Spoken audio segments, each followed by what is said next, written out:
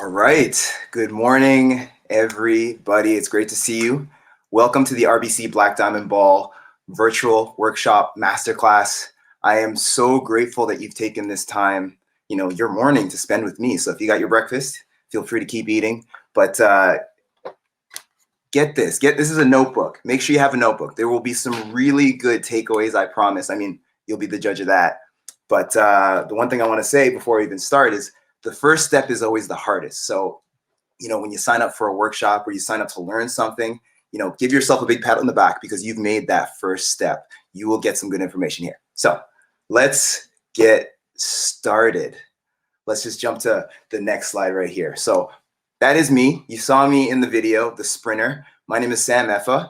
I'm a two-time Canadian champion in the sport of track and field. I am a sprinter. I am a runner. I was on the Amazing Race Canada in 2019. It was an amazing experience. No pun intended. Some of us are in lockdown right now, so there are reruns. You want to go and jump and watch that. But it was just like the wildest experience. I'm going to speak a little bit to that today. Obviously, I'm going to be focusing more on branding, but a little bit more about me. I am a Smith School of Business master's candidate. Super proud of that. I am a student.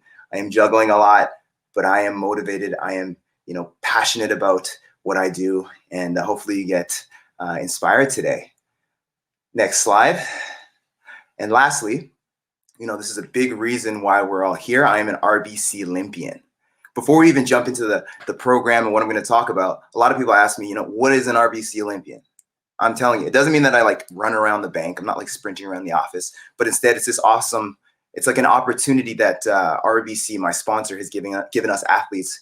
And you can essentially do one of two things. You can work in the office, which is what I do. I work on the RBC Future Launch team. I uplift, BIPOC youth. I help them to grow their network, gain new skills, enhance the mental well-being, all key things. And I'm on the youth strategy and innovation team. It's really great, and it's really rewarding to me. So that's one piece. The other piece is they get athletes. There's 45 of us across the country, and we speak on so many different things, from, how you can, be a better person to telling our stories. So it's really cool. I'll speak to accountants. I'll speak to financial professionals, people on the trade floor, and of course, youth just like you. Let's just jump to this next slide. A couple of the topics that I do speak on include, there's a whole whack of different topics. So as you can see, you see me racing Bolt.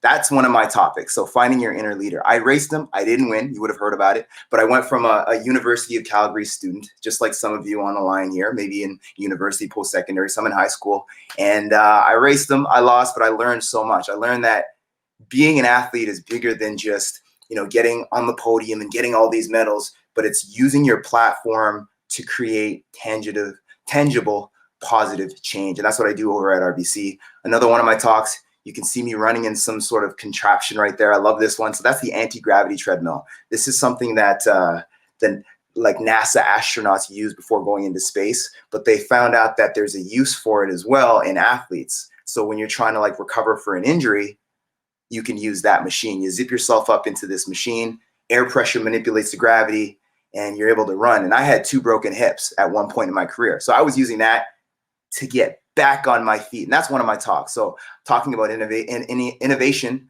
to build that resilience. So that's really cool, that growth mindset. And then the last piece, you can see right down there, that's myself and my training partner, Sarah Wells. We were on the Amazing Race Canada. As I said before, we placed second. It was so close. But I talk about how, we got on that show, how we branded ourselves. And to be honest, some of the things you're going to learn today are things that we used in our video. You have to do that 30-second video. You send it off and you see if you get chosen. That's branding. That's just one piece.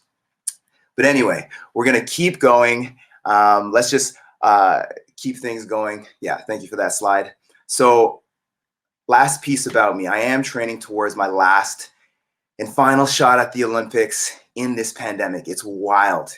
It has been absolutely wild, as it has been for each and every one of us. So, one thing I like to put out there is connect with me. This is not just a one and done workshop, but let's create some continuity. You know, I have Instagram, I have LinkedIn, I have Twitter, I just got Clubhouse. There's like a billion of these things.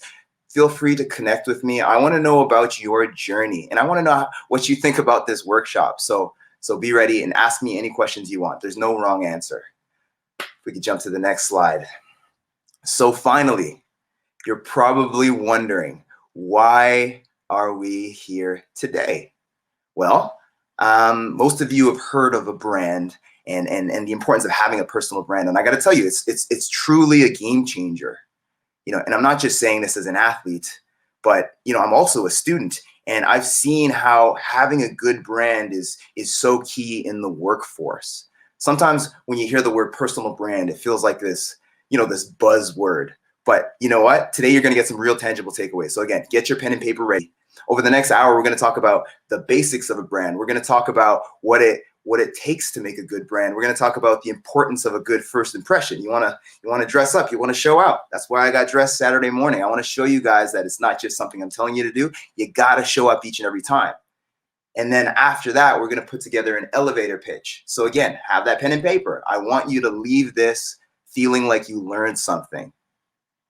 And I say that elevator pitch, you know, it's so incredibly important. One of the most basic things, to be honest, but one of the most, you know, overlooked things as well, in my opinion. But we'll get to that.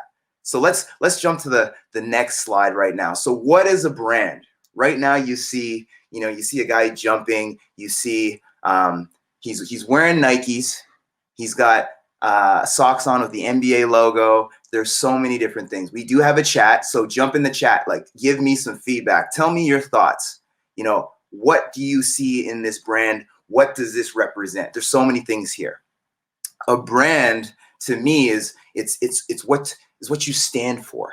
It's your identity. A brand is what people think of you when you leave the room. I'll say that again. A brand is what people think of you when you leave the room. See, when you're not there, that is the impression that you leave.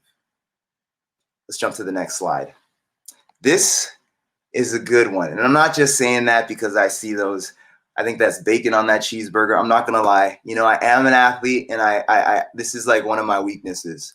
It's funny because sometimes I see these ads on TV for burgers and stuff, and they look so nice. You get into the store and it's just like smushed together. I still eat it, so I can't even complain there. But anyways, for companies like McDonald's, you know, a brand is how they see themselves, but also how the public sees them. You know, a brand is about your image, your reputation. And the main goal for any company is to have a positive image. So what makes a good brand? Again, jump into that chat. Let me know. A good brand is consistent no matter where you go. A good example I have of this, and actually McDonald's, I swear they should be sponsoring this right now, but McDonald's came forward and kind of came in my mind on this one. So anyway, I was competing in an international meet. It was the World University Games, and they were in Kazan, Russia. So it's about, I feel like it's a couple hundred kilometers east of Moscow, Russia. Yeah, very cold. So I'm at this meet, and you know how it works is, you know, you'll wake up in like the athlete village and they'll have food for you. Usually they'll have food from all over the world. So, you know, people from Canada, people from, you know, China, Japan, Brazil, wherever it is, everybody kind of has a level playing field in terms of the familiarity with the food that they have. Unfortunately, at this specific meet and this day, for whatever reason, they had, you know, very traditional Russian pancakes. I always remember they're called Bellini. So they had like some salmon and they had some caviar. And where this comes into branding, I'll get there, you'll get it, is I would have these Russian pancakes in the morning. This is like leading up to one of the biggest meets at that point in my life, World University Games. And my stomach would just be tossing and turning. And you don't want to be on the track and field. You don't want to be in the starting line and have an upset stomach. I'll let you use your imagination there. Not a good picture. So what I ended up doing is, because I knew McDonald's brand, you know, it's consistent. I knew the cheeseburger that I can get in Toronto, Ontario, the one that I can get in Calgary, Alberta, the one I can get in, you know, Shenzhen, China. It's always the same. It's consistent. I decided, instead of like trying something new, I have a sensitive stomach, every morning, I said, let's go with something that I know. let's go back to the cheeseburger. And even though it wasn't the best choice, the consistency and the trust that I had in this brand is actually what helped me to do decently well. I ended up placing 5th. I can't blame that on the cheeseburger. But the point I'm trying to make is McDonald's is consistent. McChicken is a McChicken no matter where you go. Big Mac is a Big Mac no matter where you go. So when you think of your brand, think of consistency. Let's jump to the next slide. So everybody has a brand, and this is including you. It's not just McDonald's, it's not just Nike, it's not just the NFL, it's not all these companies. You have a brand. Even if you haven't worked on your brand, you have one and you've been sharing it with the world around you, believe it or not, whether it's online or in person. It's so important to build your brand with intention. And that's kind of my theme for 2020, 2021. Do things with intention. Don't just do it for the sake of doing it. Have a reason for doing it. You want to do the best to control the narrative. And that's what building your brand is. Your brand is what people think of you. So make sure that they get to know you in the most accurate way possible so they can get to know your talents. So with that being said, I have a video on personal branding. Again, some really great takeaways. So let's roll that video right now. When thinking about your personal brand, think about what makes you unique. Think about what experiences or interests you have that will make you stand out. I wish I had known that when I first started job searching. Instead of trying to fit a certain mold, I wish that I had focused more on what was unique to myself, because as soon as I started doing that, everything started feeling more authentically me. So think of your brand through 2 elements. 1, how do you define yourself? And 2, how do others define you? What's that story or narrative they're going to share when they talk to other people about you? What would they be thinking about after your interaction with them has ended? Love it, love it, love it. All right, on to the next slide. So you see this diagram right here. At the center is who you are, and that's the center of a brand. This is your purpose. This is your core values. This is your beliefs. And when I think about who you are, this can be the influences. So your family, your faith, helping others, or something that just means a lot to you. That's who you are. For me personally, that's community development. Outside of that, it's what you say. So, it's like how you communicate and what you share about the value, that you bring to your work. So that's in person.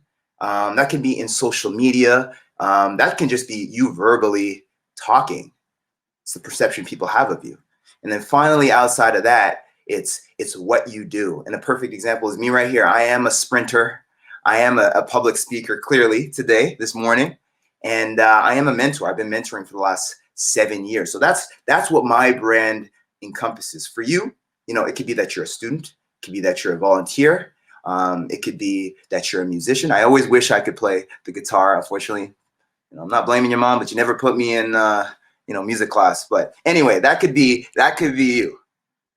Throughout the presentation, just really take the time to think about what these things could be to you. Who you are, what you say, what you do.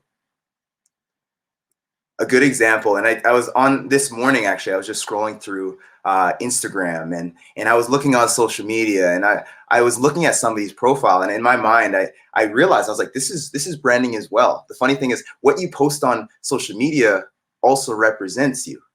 So have you guys ever done that? You just go on, say you meet somebody in person, and then later that night, you're like, okay, maybe you're creeping them, whatever it is, but you look at their social media, you look at what they post, you get an image of who they are. This is just one version of a brand.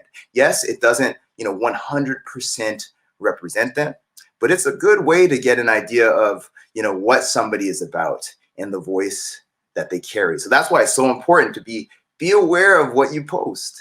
And you know what? One cliche, this gets thrown around a lot, and I actually heard this. This is like last week I heard this. Somebody was like, well, a brand, it's whatever, fake it till you make it, like anything. I say I would caution you with cliches like that. Yes, for confidence.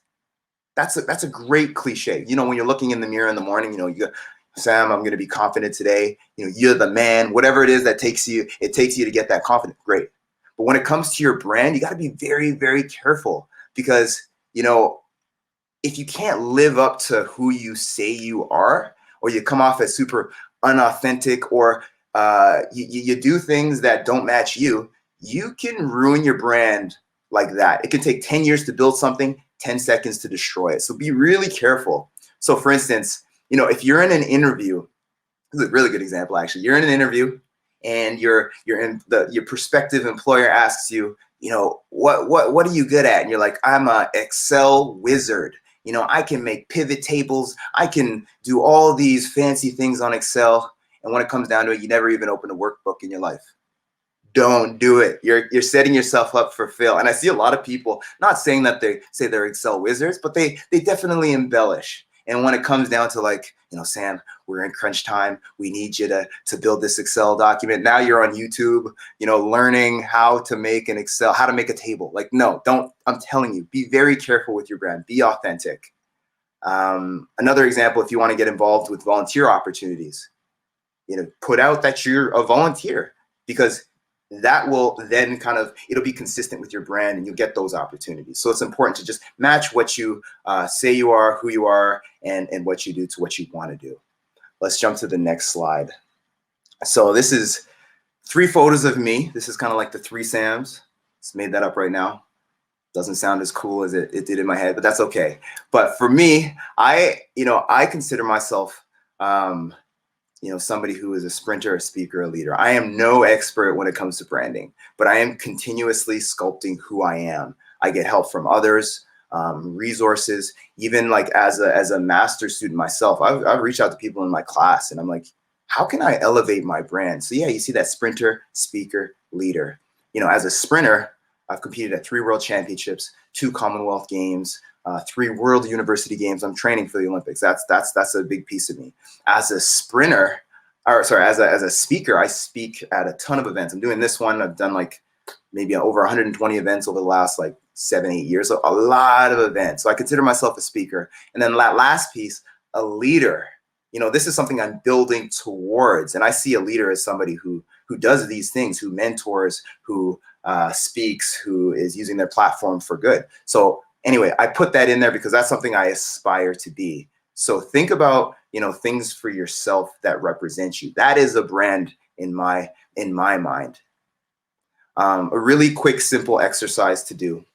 And this is what I did. A teacher actually in university told me, my marketing teacher told me this. He said, write down everything that you're passionate about, everything that you represent, essentially those three things that I spoke about. And I remember leaving his office and he said, we'll come back next week and we'll speak about it. I came back the next week and he said, now take those 20 words, cut it down to 10. I was like, oh, okay, sweet. You didn't have to wait a week to tell me that, but whatever. So I did that. We had our conversation. We had another week, a meeting the next week. And he said, take those, 10 words and compress them into 3. These are the things that you stand for. So take that. And, if you do have the time, I'm telling you, these things are very basic, but at the end of the day, there's not a lot of people who do them. But this is how you develop your brand from scratch. All right, let's jump to the next slide. So this right here, contest time. Everybody loves contests. Everybody likes prizes. So here's what I'm challenging you to do. This is optional, but I'm telling you, this is how you build a brand. So I am pushing you to do this. So if you are on LinkedIn, what I want you to do is write out 1 to 2 things that represent your brand. Use the tags on the right. So you see that hashtag RBC future launch. I want you to tag me. And I'm saying I want you to tag me because I want to create this continuity. I want to see what you guys come up with. This is not just a one-way me speaking to my laptop. I want to know what you come up with. I want you to put out a post. And we're going to actually track the hashtag RBC future launch. So if you want to be entered, got to use the hashtag. And of course, like I said, tag me. So take the next, I'm not going to say 5 minutes. I'm going to say 2 to 3 minutes, sculpt something out. Let me know. Feel free to even use this template. I did this to make it easy for you. And then we'll get back to it. So I have my phone right here. I'm going to be timing. So I'm putting it in 3 minutes. Find out your brand. Go. I'm not just on Instagram. I'm actually timing. I promise.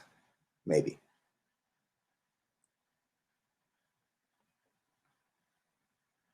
This is also a good time if you gotta use the washroom, you wanna get a quick drink. I want this to be fun. Jump in the chat. Let me see what's going on in the chat. You know, that's what I'll do. Gotta love technology. Gotta love technology. Okay, we are really excited to have you join us today. Okay, Melissa D'Souza, hey, excited to see you here. Awesome. We have about 2 minutes to go. So quickly, if you can, you don't have to post this right now, but just have it ready if you want to be entered into this contest. Awesome. All right. 1 more minute to go.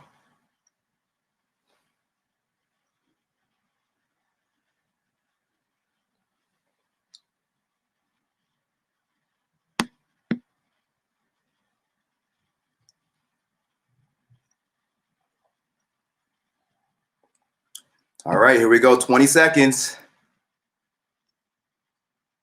You're eating that breakfast. You're trying to finish up. Finish up.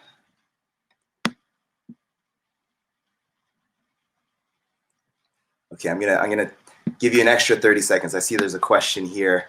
How do you get your brand internationally? That's a big question. You know what? I'm gonna actually save that. We're gonna have a Q&A after. I didn't mention that before. I think I'm gonna need a bit more time to answer that question, but keep sending these questions. I'm not gonna forget that question.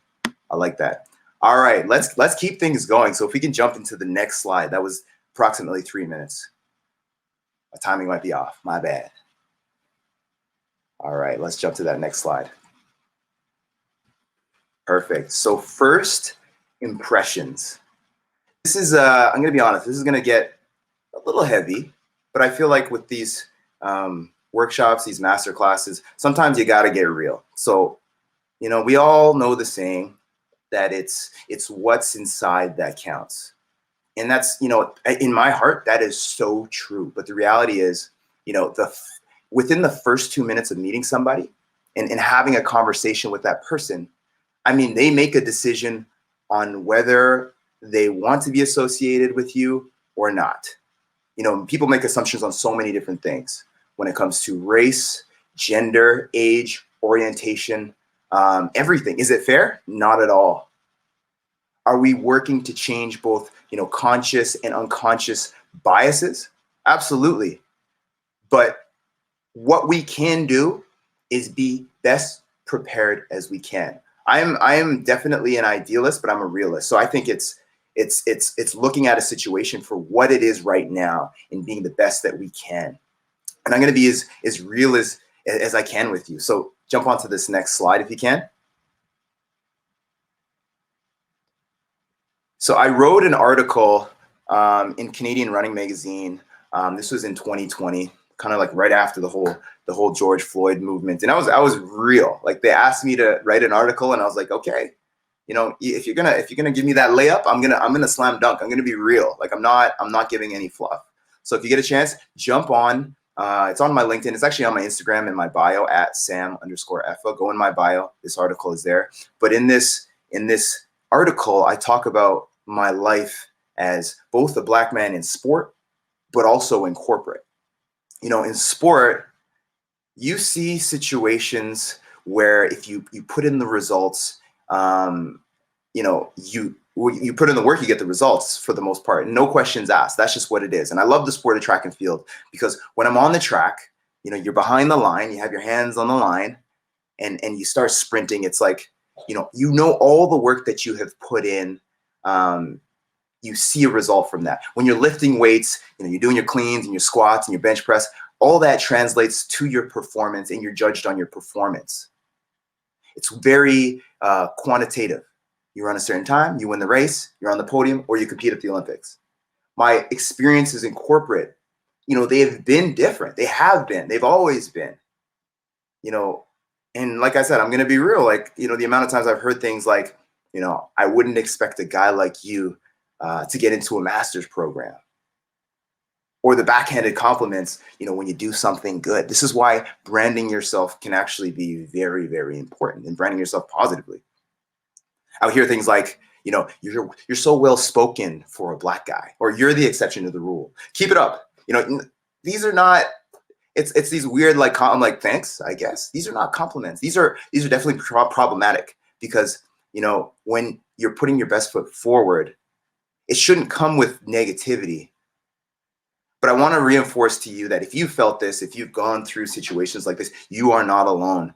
And some of these struggles that you face, they actually build this muscle that I call resiliency. So you will be stronger. I'm not saying you deserve any of this in any way, but I'm telling you, you will be stronger because of this. And I have experienced this. So I'm here to give you support. And I want to be there to help prepare you so nobody can break your character. That's why branding, again, is so important. I know I got a bit personal, but I have to bring this up because when it comes to branding, this is a piece. How you present yourself really, really does matter. So like I said, read this article. It's on my LinkedIn. It's in my Instagram bio.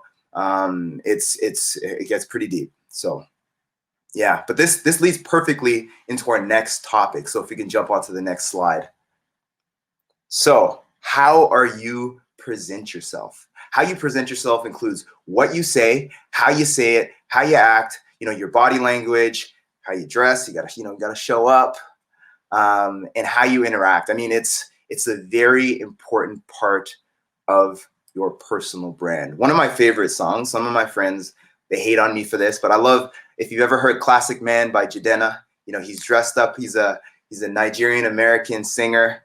He makes it cool to wear suits. And I think that's where we need to move. I want to see guys on the street, black men, black women, BIPOC, whatever. I want to see people really just embracing this piece.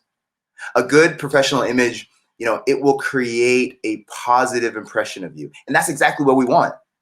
It'll get you the opportunity to get to know others, especially in corporate. A few things that you can do to put your best self forward. I'm bringing this out. This is my notebook. You should have yours right now. So get ready. So a couple tips that you can take from this. So body language, again, something people don't generally think about, but truly think about the way that you carry yourself. Think about your posture. I have brutal posture, but right now I'm sitting on I'm 5'9.5". I'm sitting on a pillow, whatever. I'm throwing it out there. But posture, all of a sudden, it gives you this confidence. And it goes a long way. Speak clearly and speak with intention. That goes a long way as well. And I'm not saying tomorrow you're all of a sudden going to change your voice and start speaking no, not at all. All I'm saying is take the time to just really be aware of how you speak and just how you can be more intentional. These are not things you learn overnight.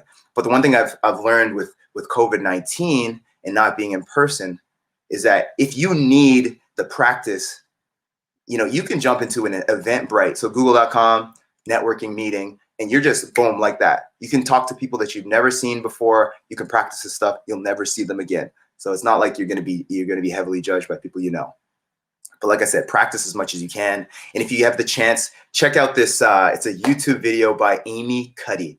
It's a TED Talk, Amy Cuddy's TED Talk, and it's called Your Body Language Shapes Who You Are. It's really, really, really good, and it speaks to body language. So what I'm saying, I'm not making this up off the top.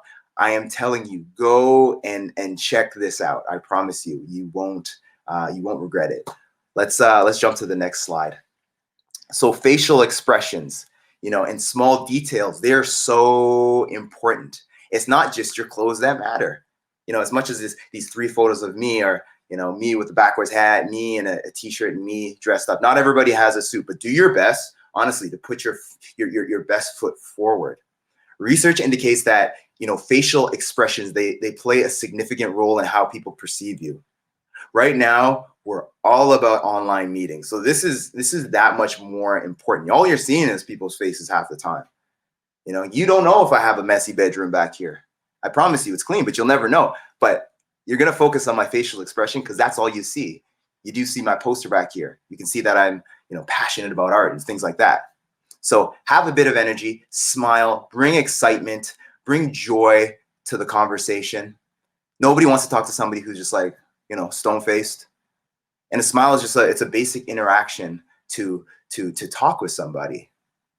The key word here is be genuine. And that's tough. We are, for the most part, everybody's inside. So there's going to be days when you're definitely down, but do your best to be as genuine and to be happy. Think about if you were talking to somebody, would you be enjoyable to talk to? And if you're out in public, if you have to be and you're wearing a mask, understand that even though you don't see people's facial expressions, you can still, get an idea if somebody is smiling or upset just by even the lines on their face. You know what I mean? You look at their eyes. What is that? I think it's from like Tyra Banks or something. She called it Smize. I didn't watch the show. I promise. It's like some reality show, top model show. She talked about smiling with your eyes. Smile with your eyes. As funny as that is, you're covering your mouth. Make sure you take advantage of every opportunity that you can to have a good first impression. A couple good notes to take if you have your notebook. Be a good listener. Go into conversations. Be slow to speak and quick to listen. Listen instead of responding. Ask questions during your conversation. Make eye contact to show that you're actually engaged. All very key things. Don't interrupt. Let them finish their sentences. People love to talk. Clearly, I love to talk. I'm going to be talking for like 30 more minutes. All right, let's jump to the next slide. So we've talked about having a great professional presence and making a good first impression. But it's 2021. How other people see you is not limited to in-person interactions. It's COVID. We're inside. You have to control this online presence. How you represent yourself on the internet can have major impacts on your professional reputation. I should say that 10 times. I think sometimes people forget that the internet can hold these things forever. Even if you think, oh, no, my Instagram account is private. No, don't even go down that route. Think about the brand that you've built on social media, whether it's Facebook, LinkedIn, Instagram, TikTok, Twitter. What's that new one? Clubhouse, almost forgot it. Snapchat. Your posts and your comments represent you. So even if you're not posting anything that's like too crazy, understand that people see comments and you can get exposed very easily. So just be careful, what you post. Sometimes things that you post may be looked at in a negative way when you didn't even mean it that way.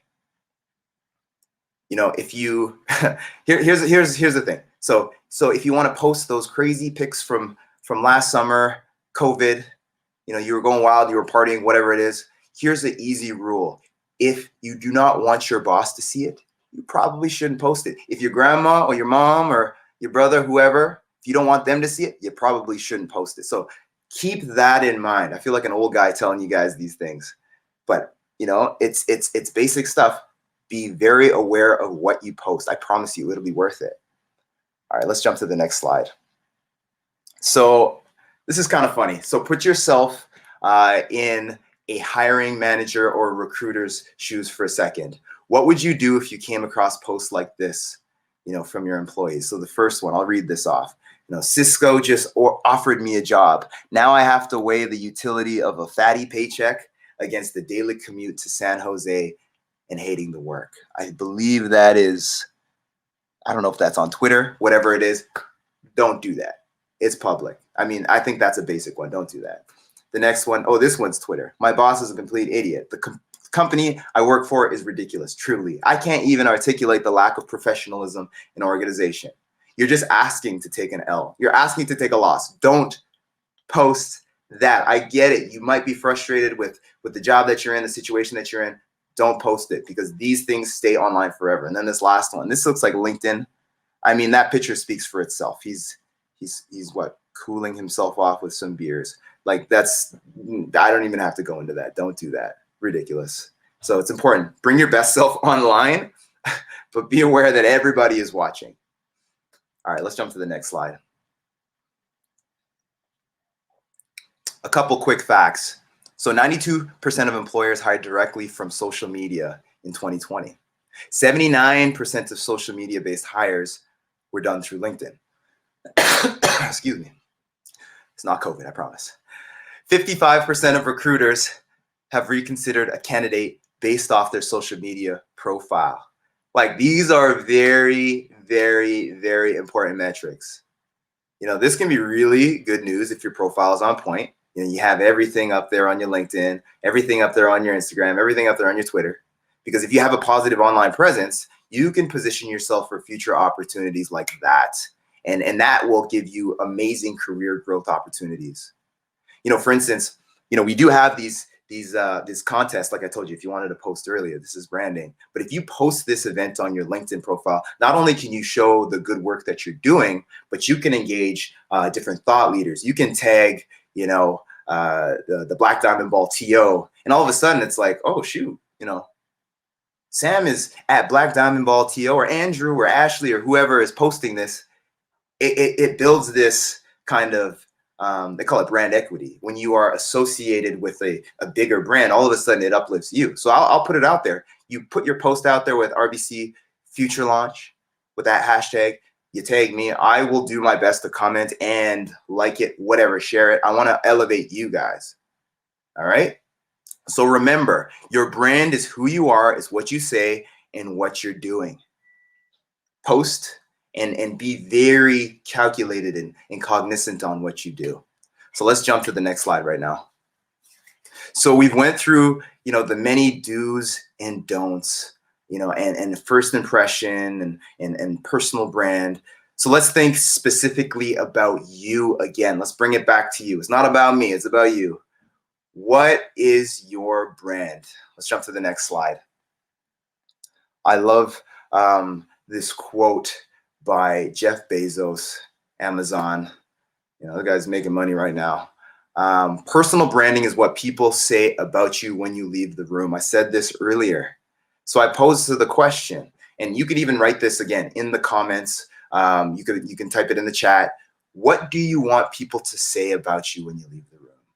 What is the impression that you want to leave with them? Really, think about it. Write this down in your notebook. Again, this is branding. All right. So let's jump to the next slide. Let's take this a step further. And, you know, when it comes to creating that brand and what people think of you when you leave the room, it's really about storytelling, in my opinion. You know, this will help you answer those questions. So again, take out your notes, get ready to write some things. We'll jump on to the next slide. A couple tips that will help you to begin to tell your story are all these points, all 6 of these points. So write this down. So I am good at, and tell me what you're good at. I value, write down what you value. I am interested in, etc., etc., etc. Writing these things down will give you an idea of where your brand's going to go. You want your brand to be authentic and about you. So write all these things down. I'll give you 30 seconds. Okay, maybe not 30. I'll give you like 10.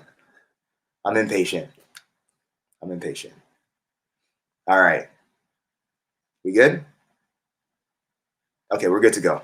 So these 6 questions in its own will help you to create your brand. You know, keep these notes and they will be key points in your narrative. That's basically what I'm just trying to say right here. Transferable skills, actually, they work really well as well. So transferable skills, they're skills that are relevant across different areas of life, like socially, professionally, and of course at school. One example of a transferable skill could be, so say you babysit. A transferable skill could be being caring and patient, because I don't have a kid, but I know it's not a small task to take care of a kid. I have 2 nephews, and I can tell they're going to be athletes because they're running around the house, and I got to be caring and patient. So I give myself a check mark for that one. When it comes to babysitting, it's important to be personable. So, you know, you have to be able to build that trust with the child.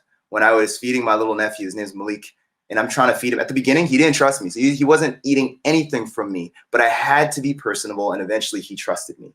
That's a transferable skill.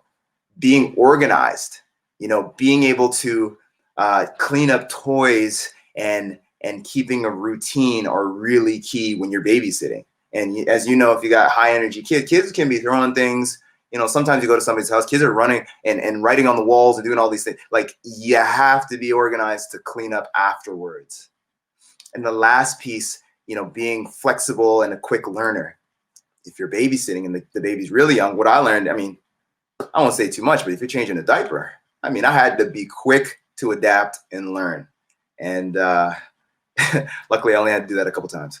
One other example, more relevant, I guess, to some of the athletes and anybody who just played a sport. So think about basketball. I won't do track because I'm all about track and I do a lot of track stuff. But basketball, discipline right there. You have a training schedule. You got to be up. You got to be up to get to a competition at a certain time. You need to be up in the morning at a certain time. You need to make sure you're on time. You got to be a team player. So you all work towards a goal. If one person is letting the team down, like they all feel the same struggle. If your one player is not trying, like the team is going to fail as a result. So team player is actually really key. If you're somebody who can uplift your team, that's a huge transferable skill. And you can take that directly into the workforce. A lot of organizations will look at athletes and be like, oh, wow, like you played basketball for 10 years. Clearly you're committed. Clearly you know how to, work on a team. And clearly you're reliable and you have time management, all these different things. And I could go on and on. You need to be driven and this and that. And those are transferable skills. I think you get the point.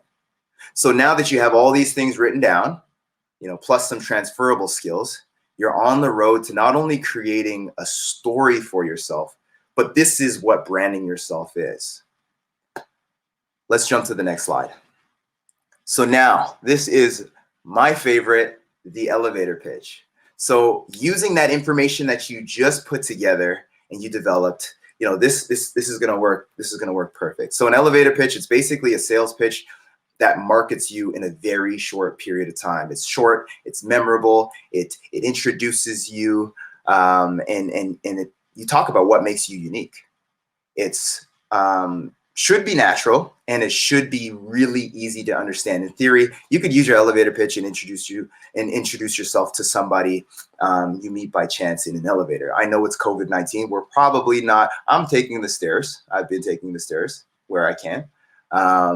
But an elevator pitch is, for instance, if I walked into an elevator and I saw the CEO of RBC, it's like, okay, first off, I'm hoping he gets off at like the 32nd floor. So then I have like at least 30 seconds, but that's your shot. It's like, you only got one shot. So that's really, really important. But the one thing about COVID right now, and the fact that we're, for the most part, cooped inside, is the silver lining is, when you are virtually in a workshop, we have networking after this. So this is perfect. Make sure you make an elevator pitch right now. But when you're in a workshop, your elevator pitch can be your introduction. You just practice it, and get better. And that's what you want to do. And one tip I can give you is, in case you fumble and you don't feel like you can deliver it, because we're online, you can literally take your notebook, you put it to the side, and you can introduce yourself. If you're fumbling like I used to, be like, my name is Sam, and I get nervous. Let's look over to my book.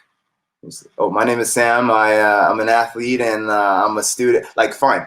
The thing is, with COVID, nobody's going to see this book. So have that on the side. That's a key. That's a major key. Like, make sure you have a book beside you if you don't feel confident or you feel like you're going to fumble. So enough of me talking. Here is a video on an elevator pitch. I would love to hear and see what you think. Again, take some really good notes on this. Hi, my name is Allison. It's really nice to meet you. I studied global development at Queen's University and have always had a keen interest in social impact. I worked on several youth-focused development projects throughout my time there, and I'm currently working in corporate citizenship, focused on how employees engage with their communities. I'm really interested in the work that you're doing, as it sounds pretty similar to the work that I'm doing. I'd love to connect over LinkedIn or maybe grab a cup of coffee. Hi, my name is Dave Day, and nice to meet you. I realize there's an opportunity open on your team for a policy development role, and I think I might be a good fit given the various experiences I've had working in the community on different files such as child welfare, policing, and healthcare. Would it be okay if I followed up with you on LinkedIn? Love that. See, their elevator pitches were very concise. Like, there was no questioning. You're like, you didn't hear them fumble. You didn't hear anything that was kind of like distracting you. So really take that and really run with it. Make sure your elevator pitch is concise. Make sure it makes sense. But I have an example. I just thought of an example of somebody using an elevator pitch on me. So back before COVID and when I first started over at RBC, because I'm working there in the office, I remember I had the chance to meet a co-op student, and it was a coffee chat. And when I asked him, I asked him like, okay, so where do you work? All he said was, it was so bland. He said, I work at RBC. I'm a co-op student. And I kind of was like, okay, so what do you do? He's like, I'm a co-op student. It was just like a very literal answer. Like it was very like functional. It's like, this is what I do. I wouldn't know anything about him. Like I would have, if anything, I would just assume things about him. Like I said before, you don't want to assume things about you, a brand. You want to control that narrative. When I think back to it, you know, this could have been an opportunity for him to really sell himself. I got to know him more and more eventually, but he could have easily said like, okay, you know, my name is Taylor. Nice to meet you. I'm a co-op student at RBC. And right now I'm just looking to get some work experience so I can eventually get that job on the trading floor that I've dreamed about my whole life. You know, throw some emotion. He could have said, you know, I'm looking to connect with like-minded individuals, you know, people in the bank. Do you know anybody that I could connect with? And also I want to know, what do you do? See, there's, you know, you have the contrast. Where do you work? You know, and he says RBC Bank, versus like that whole long dialogue. Like I would go for that second dialogue. So when you're looking to make an elevator pitch, be like that second example that I just posed, and you know, really focus on including, you know, a couple different things. Number one, think about, you know, who are you? Think about who are you? We're gonna let's jump to the next slide. Let's jump to the next slide. So think about, who are you? It's right there. 3 key components. Introduce yourself. And you may want to include your school, the program you study, what you want to do, your dreams, aspirations. This can be so many different things. Make sure you're truly making a connection here. Why do they care who you are? And this might sound harsh, because sometimes I feel like we expect in these meetings to get so much out, but why should they care?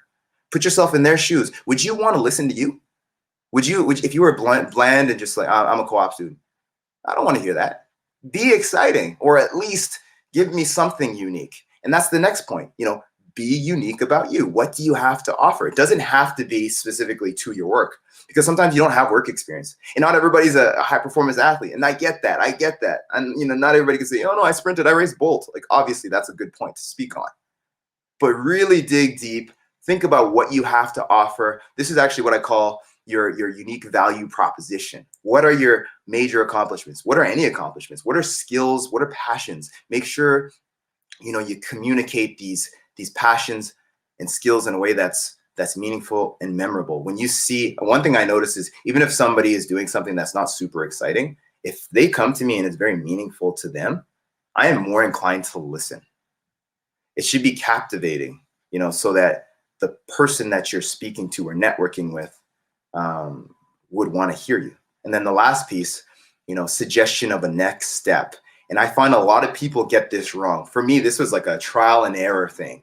You know, this is your call to action. It lets others know you're looking to create a connection and follow up.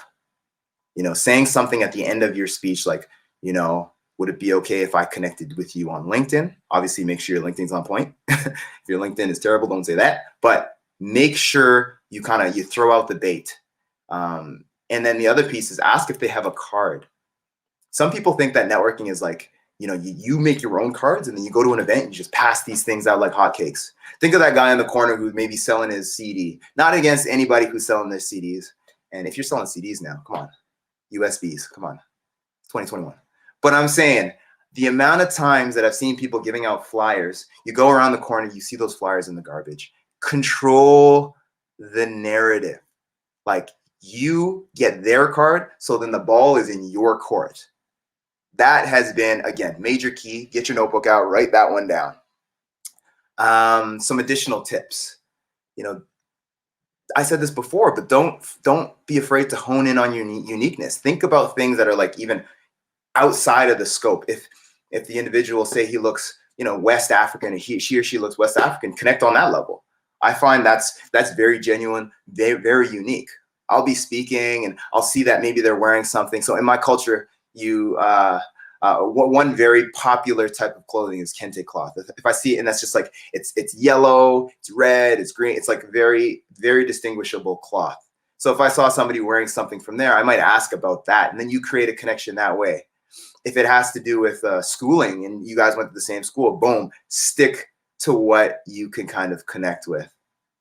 What else? You know, depending on the scenario, your elevator pitch doesn't have to be just 30 seconds. Like, we're online, we're on Zoom, we're on all these different platforms, hop in. If you have more time, then adjust. If you have less time, compress. Say who you are, you know, say what you want to do, and then see how you can create value for them. You know, this elevator pitch is awesome for those awkward times. We've all had it in class or on Zoom. It's like, introduce yourself. And it's like, now you start stuttering. Use the elevator pitch. This will be, I'm telling you, this is a really, really, really, really good thing to use. Whew. So with that being said, let's jump to the next slide. We're going to take like I'm not going to say 5 minutes because we're getting really close to the hour, but let's take like a 2-minute break. I want you to develop this elevator pitch really quick, and we can use this in the networking piece afterwards. See the 4 key components. If you want to be a part of this contest, which I truly think you should, feel free to use that template that I put there. And after the session, post it. We're going to search RBC Future Launch, and hopefully we can get you some prizes. But also, again, branding, connect. All right, so let's take 3 minutes. Got my phone out. I'm going to say 2.5 minutes. We're getting real close to the hour. And go. All right, there we go. You can see that. Let's take a bit of a break.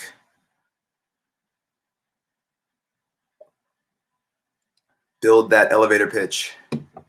Do it.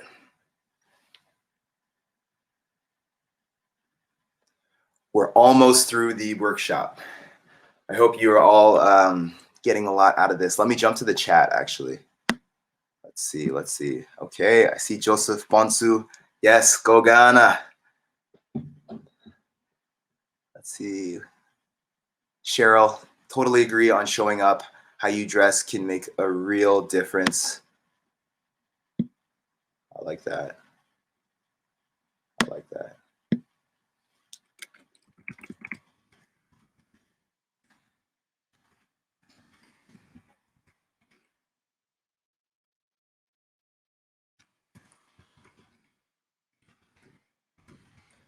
All right, we got about a minute before we start. Get back to it. Get that bottle of water, get whatever you need.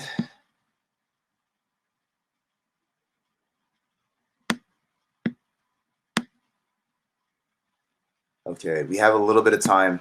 I know I'll probably go over. We have till about 11:20 Eastern time. So we'll do a bit of Q&A, but we'll have some time in this session. So let's jump into it. I know that's only been about a minute and 40 seconds, but I want to make sure we have room for some Q&A. Doing this for you guys. All right, let's jump to the next slide. 15 minutes early, or 15 seconds early. Okay. So practicing your elevator pitch. You know, now that you have the framework for your elevator pitch, it's very important that you make a point of practicing it. So I'm not saying, you know, step out of your house and just you see your neighbors and just start elevator pitching them. Don't. I'm saying get your close family, close friends, people who are going to be, you know, raw with you and tell you how you truly are in terms of your pitch, but also people that you trust. So you want to do it, and you want to do it as much as you can so you can be natural. Like the first couple times, to be honest, it's not, because most people don't just brag about themselves. Some people do, but most people don't. So when you are giving your elevator pitch, it's supposed to represent you in a positive light. So practice. So for me, I've had people ask me, so Sam, what's your elevator pitch? So for me, I usually just, I go, this is what I'm just going to freestyle right off the top. I'll be like, you know, my name is Sam Effah. I'm a sprinter training for the Olympics, but that's just one part of me. I'm super passionate about community development, sponsorship. I have a role with RBC in youth strategy and innovation, and I want to make a difference in the BIPOC communities. And to be honest, I just want to connect with as many people as possible. It would be great to connect with you over the next few weeks. You mind if I grab your card or info on LinkedIn? Boom, and that's it. Keep it short and succinct and to the point. Okay, let's jump to this next slide. So refining your elevator pitch. There's all 6 of these things, and I've been speaking on this already. So is it clear? Is it concise? Is it compelling? Does it communicate your value? Does it provoke further curiosity? And does it, open the door? All things in terms of it being concise. Are you rambling on? If you start rambling on, just stop yourself. Just stop yourself. But this is why practice is so important. In terms of, is it compelling? Is this something that's going to catch your audience's attention? Does it communicate your value? When somebody hears your elevator speech, do they get like a snapshot of who you are? These are all big things. And then the last piece, which is really important, does it open the door? Does your elevator pitch actually lead to further connections? If it's not, then you're going to go back, you're going to iterate, you're going to try again until it starts to create further connections. The last piece I'll say is, if you don't already, go on LinkedIn and make sure it's on point. The one thing with any sort of social media, if you're going to open an account, make sure that it's really good, because the worst thing you can do is open an account and then neglect it and do nothing about it. And then people just think you're unorganized.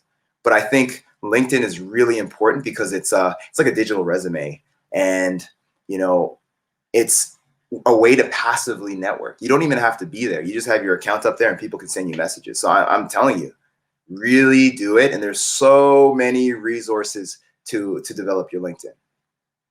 So let's jump to the next slide.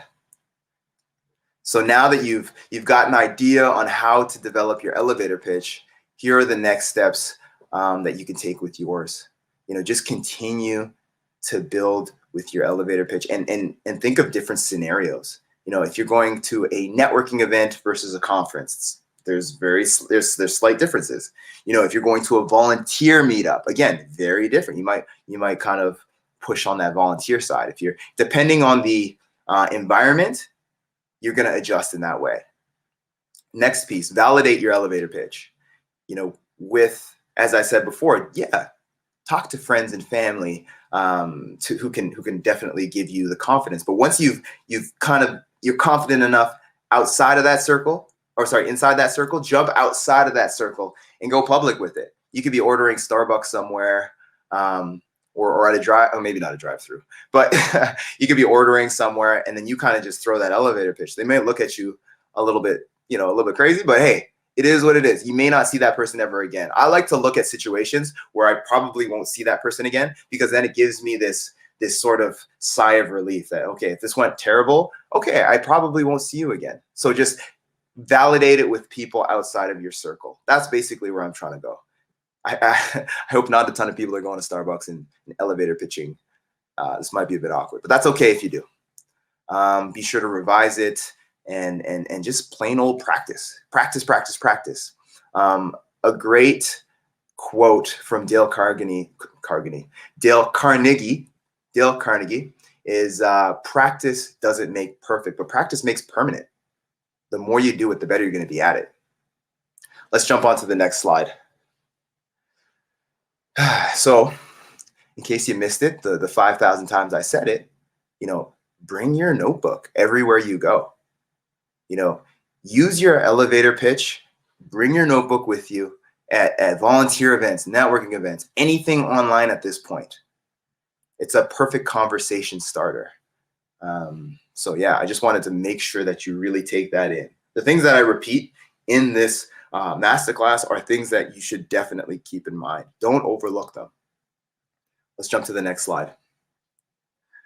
And I love this quote as well.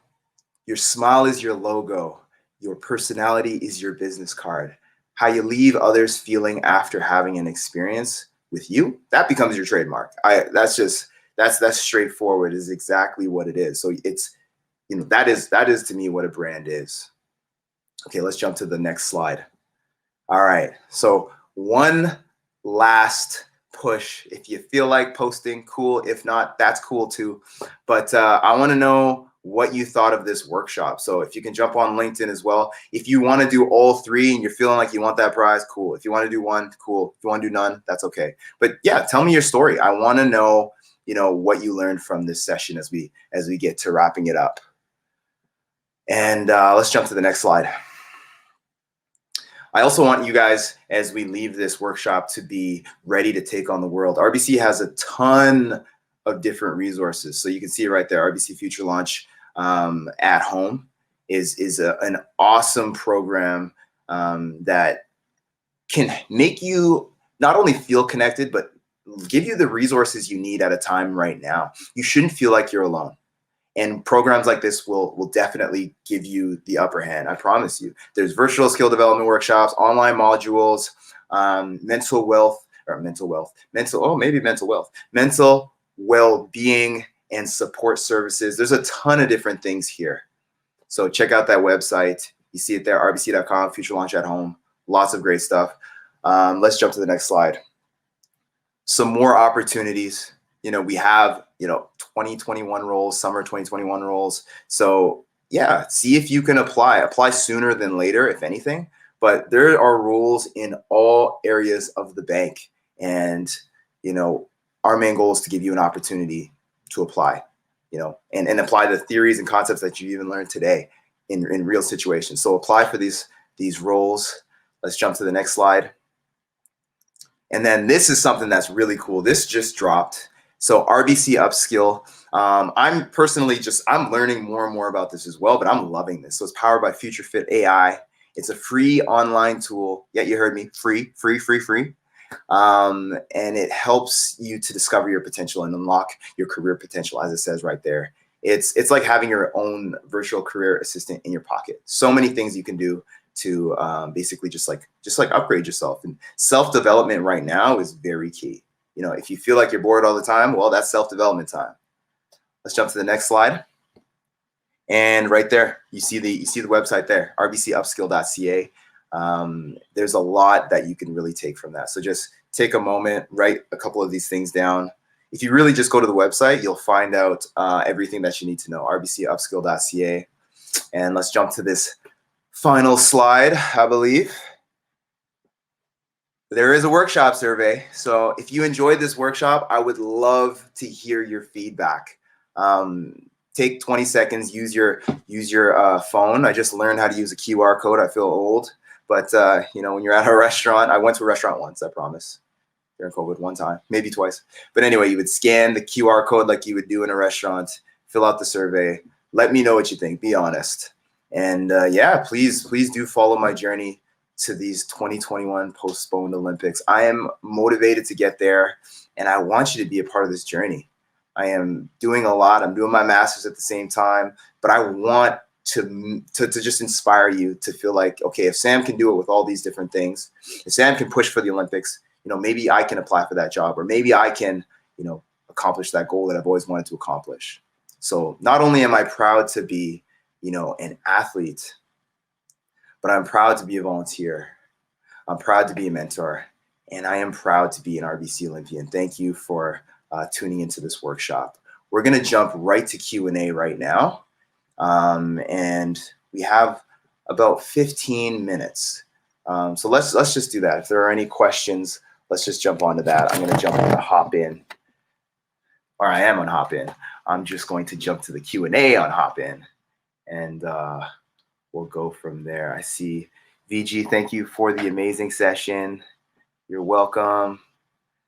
Okay, so let me jump back. I did see a question from Jeannie. She said, how did you get your brand internationally? That's a really good question. So I actually posted, not specifically on getting my brand internationally on LinkedIn, but I actually I had a post that tagged me from a company, an organization that's international. So my background from West Africa, from Ghana, and I am so passionate about, giving back not only to, my motherland, but inspiring people over there. So I just connected to people around the world, and being online, that's the easiest way of doing it. You just reach out to people. So I was Yes, I was nominated for an award from, it's called the Future of Ghana, this cool organization. But I've always reached out to them, this specific organization, because they do a lot of stuff internationally. They connect people from Ghana in the diaspora, so outside of the country, and they try to see what everybody's up to. So it's like just connecting with individuals outside of Canada. Sometimes it's a cold call, sometimes it's not, but that's the best way of getting your brand internationally and doing it organically. They do a lot of stuff that I'm passionate about. They do innovation, they do community development. You remember those three words that I had? And they really lend to what I'm trying to do in my life. Cool. Let's see, what other questions we have? Okay, I have a question here. What if people don't understand your branding? I know a flashy event and I saw a couple people in jeans and baseball caps.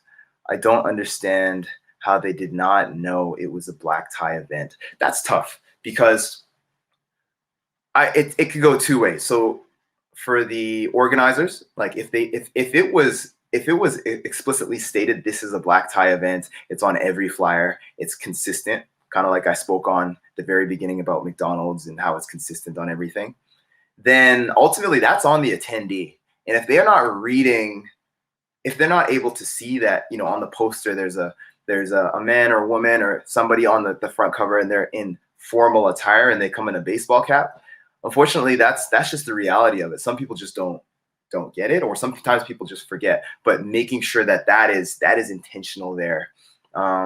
Communication is really key. I'd say if you are trying to get to a certain demographic or a certain audience, make sure that your I guess your integrated marketing communications, big words, are directed to this specific demographic so they don't miss out. And maybe that person heard word of mouth that this event was happening and they just showed up. But I think it's definitely on the individual to do their homework, because I know that's the worst. You never want to go to a black tie event wearing, I did that once. I wore shorts when I was really young. It was very painful and embarrassed. I walked in, stayed for like 10 minutes and I left. I had a walk of shame. Anyway, great question. So many people don't understand branding. What are they lacking? I think honestly what I spoke on today, like that key piece, the core, who you are, your purpose, what you say, and what you do. We don't take the time to figure that out for ourselves. So I think it's just a lack of direction. It's like one day you're like, oh, cool, I like Nike, or I like athletics. And the next day you're like, ooh, I like animals, or whatever it is. It's just like you need to be able to zone in and figure out what you enjoy and what your passion is. Because I'm a big believer. If you're looking for instance, if you're looking for a job, these are like the major keys. So a job, if you're applying for a job, it should be what you're good at, what you enjoy, ideally like a good income. And that, you know, if this is a Venn diagram, 3 circles, the shaded part, that's the sweet spot. But if you don't ever take the time to figure out those things, then you're all over the place. So that's like high level strategy. I love that question though. Okay, another question. While building your brand, will employers look at how you interact with your followers on social media too? Absolutely. I am not an expert on social media, but I do know that these algorithms and, you know, all these, how everything works is calculated. So, you know, say I don't know, you put out a very strong opinion and it somehow somebody retweets that, you know, you can all of a sudden say something, you know, directly to your friend that gets amplified to the whole world. So you got to be very careful. Obviously that's an extreme example, but all it takes is one retweet. I look at Twitter and Instagram and all these things. It's like being in a big room. You're talking to your friend, but if one person hears it, if the wrong person or the right person hears it, they can amplify that message on a big like megaphone. So I think that is really important to keep in mind. Employers can see that, and yeah, really important. Okay, I have another question. Is there a negative impact if you find you have to rebrand once or twice in your journey? No, I mean, actually, no, I won't say no. I'll say there is the potential for a negative impact. So something that I learned in university, in my undergrad, is like brand equity. So what that means is like the reputation that you have, that you build up. With McDonald's, they have really, really strong brand equity. When you see that, all you need to see is an M in a certain font, immediately you recognize McDonald's. So if you're a brand or you're an individual who has built up this equity, and all of a sudden you change, for whatever reason, McDonald's changes their golden arches to maybe like the golden plateaus or something, and somebody sees that, they're gonna be like, what is that? And that's the same thing with your brand. If you built it up, just be ready to have to rebuild it again, because branding takes a long time sometimes to build up. Okay, we have a question from Susie. Do I need a LinkedIn account? I do not know about it, and I feel like there are so many different social media platforms to use. I wouldn't say you absolutely need a LinkedIn account, but why not put yourself in a good position to be around individuals who can uplift you in employment? If your sole goal is, for instance, to get a job or to market yourself or to brand yourself in a professional setting, I would highly suggest getting it, because that's what the platform is built. When you're thinking of creating a profile on a social media platform, think about, what does that social media platform represent? Instagram, a little bit more ambiguous. You do have business owners, you do have younger kids, you do have, all different types of demographics. Whereas say like TikTok or Snapchat, I attribute those to like a younger demographic. Am I going to go on TikTok and Snapchat and do a branding conference? Probably not, unless it's to younger kids. But am I going to try and reach 65-year-olds and up and stuff like that? No, not at all. So anyway, based on what I'm saying is you don't need a LinkedIn account, but if your goal is to get a job, and your goal is to be taken serious in the professional realm, it's very helpful. And one thing I can say, there's so many resources. So if you're like, I don't know where to start with Google. Actually go on to LinkedIn. They have resources that will tell you how you can create a really strong profile. And before you know it, you'll have people reaching out to you. Again, like anything, it's a process. But if you just Google how to make an effective LinkedIn account, you will have websites for days that will give you the tips to do this. So that was a great question. I like that one. All right, next question. Can you focus on when you were asked? I might need to read that again. I think I might have to come back to that. I'm a little bit confused by that question. So if you don't mind, if you can just switch up that question, VG, I'll come back to it. So from Tyson, what is your favorite social media platform to use for your brand? That's a good one. I would say more recently, it's actually LinkedIn. I used to say Instagram and I used to say Twitter, but more recently, just like I've become more just focused on learning about, community development, sponsorship, branding, and there's a lot of thought leaders. So what I mean by that is experts in the field who are on LinkedIn, and it's as simple as just like clicking their profile. I love and feel free to do this to me too. I love going to the top leader. So like the CEO of RBC or like the marketing manager of RBC, whatever it is, and looking at their progression.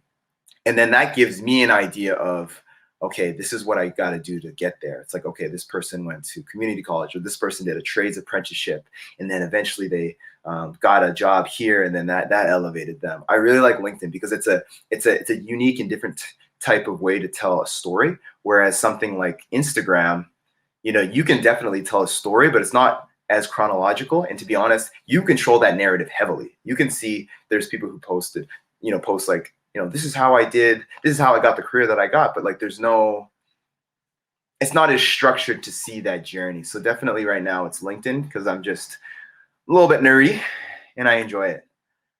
Okay, let's see what else we got here. How do we know what brand to be loyal to? Do we look at company values and community support? That's a really good question. I think, yeah, definitely. You would look at company values and community support, but you also look at what they put out. You look at their projects. So what I mean by that is, anybody can say anything online. We all know, like I said in the presentation, we all know an Excel wizard, but until I see tangible positive change or tangible documents to support what they're saying, I usually don't back an organization or back a company until I've really done my research. So I see what they put out. And again, social media is a great thing for that, because nowadays, before social media, there was a lot of print advertisement, video advertisement. It's just a one-way channel. You're watching TV, and unfortunately, when you see that commercial, that's all you see. You only see what they want you to see. But now you can jump on, let's get a good example, say like Air Canada or something. Say you see a commercial from them and you have a perception of them, but say you have a terrible flight and you go on Air Canada's Twitter account and you see that a ton of people have had terrible flights. All of a sudden you're like, as much as they are saying that they are this individual or this type of company, it's not reflecting. Or that could be the complete opposite. You could hear word of mouth, Air Canada sucks, but all of a sudden you jump on their Twitter and you're seeing all these people are so happy about their service.